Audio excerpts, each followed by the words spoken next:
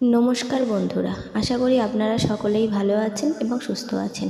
Shrabani short video YouTube চ্যানেলে আপনাদের সবাইকে জানাই স্বাগত।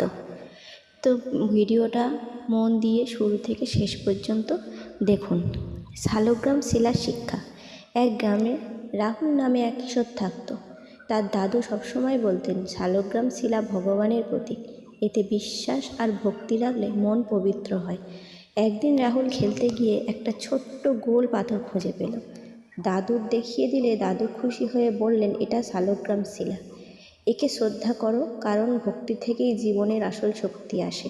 রাহুল প্রতিদিন শিলার সামনে বসে কয়েক মিনিট মনোযোগ দিয়ে প্রার্থনা করত। ধীরে ধীরে তার মতো ধৈর্য, নম্রতা, ভালোবাসা বাড়তে লাগলো।